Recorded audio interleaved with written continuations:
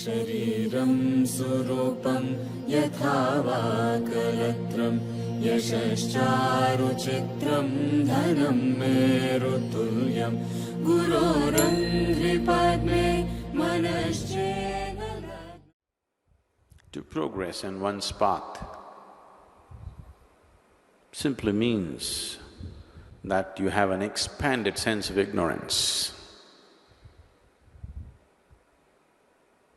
Once it happened, a man was trying to carry a grandfather clock from a truck to his house on his back, a huge one. A drunk came by and said, "Hey, mister, you just take my advice, get yourself a wristwatch."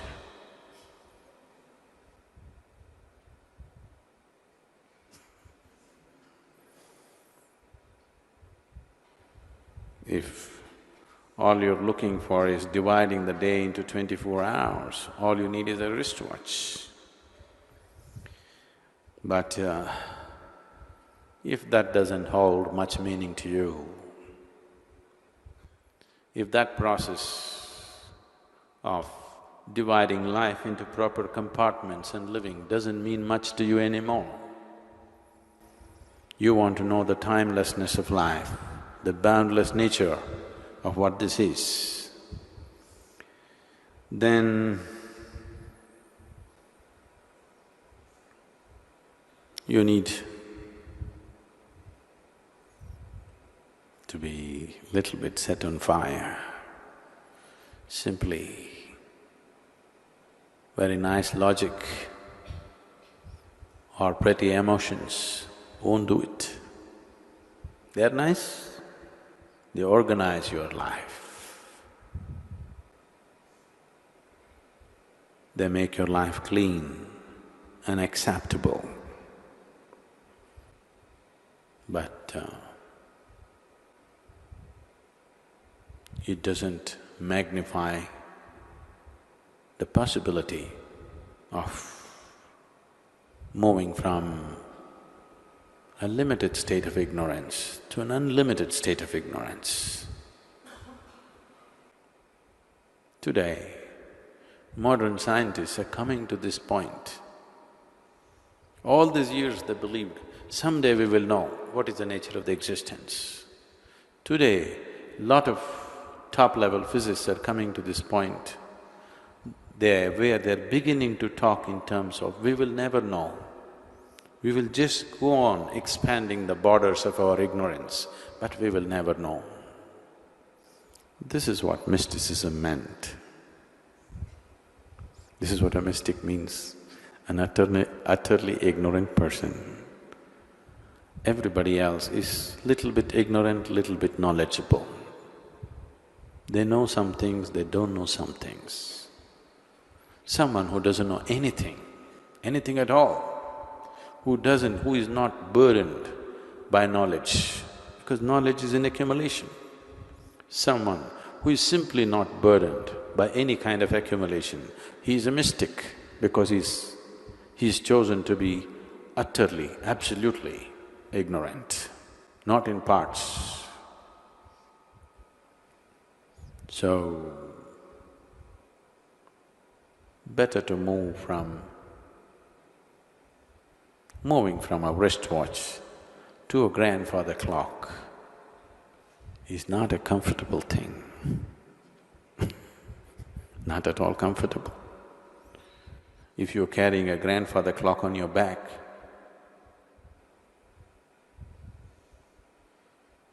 it may have great value, but you can't even look at the time. You have to ask somebody, please look at the time and tell me what's the time.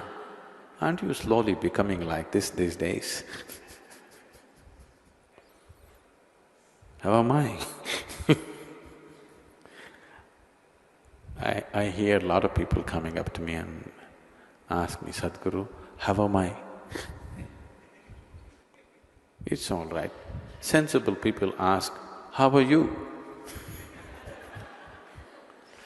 Those who are becoming slowly moving towards larger dimensions of ignorance are beginning to ask Sadhguru, how am I?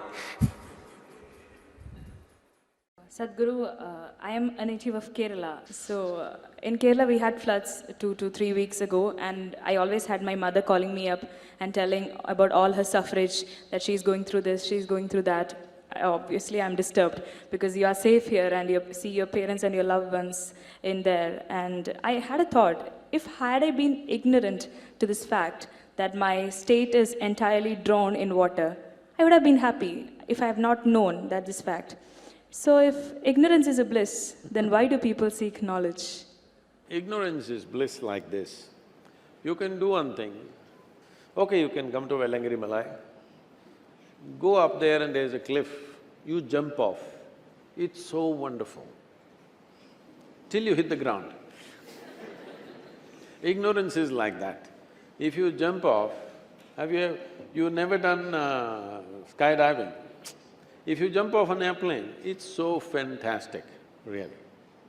Only thing is, if you look down, the damn planet is coming at you at great speed, that's the only problem. Otherwise, falling is very nice, till you hit the ground. Ignorance is like that. It'll catch up with you. It'll catch up with you. Suppose it happened when you went for a vacation, it would have caught up with you, isn't it? And what guarantee that it won't come here? There's no guarantee. It can happen anywhere. So, ignorance is not a solution, nor is it a bliss.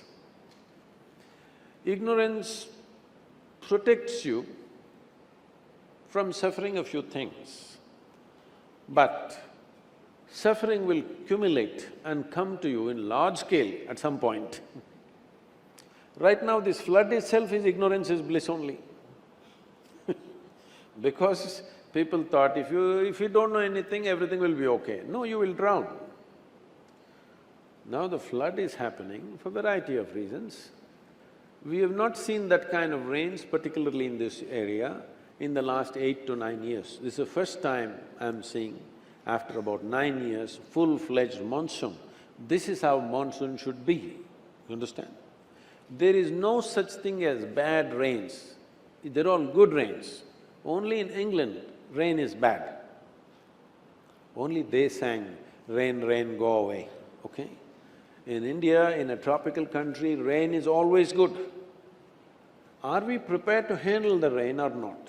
How can we prepare to handle the rain? Can we catch it in a bucket? No. When we live in a monsoon country, when we live in a tropical country, it is a simple thing that we must have a certain level of vegetation to hold the water. In Tamil there is some saying, I cannot repeat it verbatim, something like, only if Kaveri comes walking, she is fortune. If she comes running, she is a disaster. Why will a river run, tell me? How to make a river walk, not run? There must be vegetation. If there is substantial vegetation, the catchment areas, when they get it, it will hold and slowly it'll come down to the river. Now there's no vegetation, it's coming straight in. Similar situation happened in Coorg also now. In the last 30 years' time, they've removed 65% of the vegetation in Coorg, which is the catchment area for Kaveri. Now, as a part of this, in collaboration with Karnataka government, we are planting 25 crore trees in the catchment areas of Kaveri. Now, we are fighting for Kaveri between Karnataka and Tamil Nadu, but the problem is this, that vegetation in the catchment areas have been removed, 65% in the last 30 years. At one time, I floated down Kaveri, 163 kilometers over 13 days on just about 6 or 7 bamboos and 4 truck tubes. I just floated down, lived off the river. At that time, how I saw Kaveri, today it is only approximately 40% of it. No wonder you will fight for water. But now when the flood comes, who can hold it? So, ignorance is bliss means it'll get you one day. It took some time, it took 24 years, but it got you. The same is true with Kerala. In the Ganga banks, in the Ganga basin accounts for 25% of the nation's geography and 33% of India's agriculture. In the last 70 years, we removed 94% of vegetation in the Ganga basin. What is our plan? Ignorance is bliss, is it? Yes, it is. Bliss will get us. Our ignorance may somehow make us escape, but it'll get our children. They will not get away. Next generation.